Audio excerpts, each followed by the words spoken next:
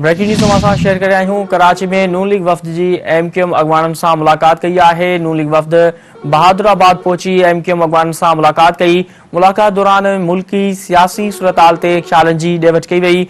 Breaking news तव्हां share करे आहियूं। कराची में नून लीग जो वफ़द MQM अॻवाननि सां मुलाक़ात कई आहे।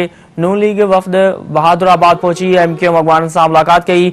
मुलाक़ात दौरान मुल्की सियासी सूरताल ते ख़्यालनि जी ॾे वठि कई वई आहे। ब्रेकिंग न्यूज़ तव्हां शेयर करे आहियूं। कराची में नून लीग वफ़द जे MQM अॻवाननि सां मुलाक़ात कई आहे।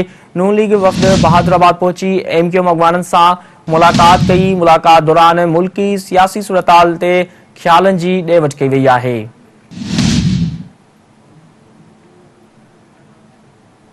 ब्रेकिंग न्यूज़ तव्हां शेयर करे आहियूं। कराची में नून लीग वफ़द जी MQM अॻवाननि सां मुलाक़ात कई आहे। नून लीग वफ़द बहादुराबाद पहुची MQM अॻवाननि सां मुलाक़ात कई। मुलाक़ात दौरान मुल्की सियासी सूरताल ते ख़्यालनि जी ॾे वठि कई वई।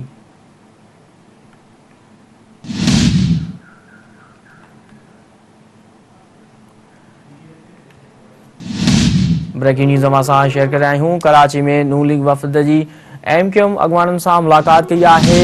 नून लीग वफ़द बहादुराबाद पहुची MQM अॻवाननि सां मुलाक़ात कई। मुलाक़ात दौरान मुल्की सियासी सूरताल ते ख़्यालनि जी ॾे वठि कई वई आहे। हीअ अहम ख़बर आहे जंहिं तव्हांखे ॾे रहिया आहियूं। कराची में नून लीग वफ़द जी MQM अॻवाननि सां मुलाक़ात कई आहे।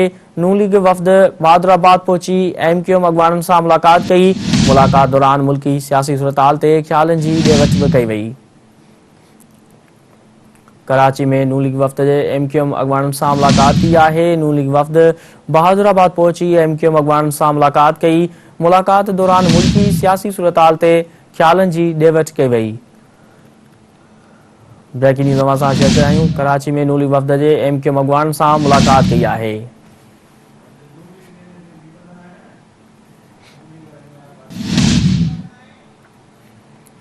कराची में नून लीग वफ़द जे MQM अॻवाननि सां मुलाक़ात कई आहे। नून लीग वफ़द बहादुराबाद पहुची MQM अॻवाननि सां मुलाक़ात कई। मुलाक़ात दौरान मुल्की सियासी सूरताल ते ख़्यालनि जी ॾे वठि कई वई आहे।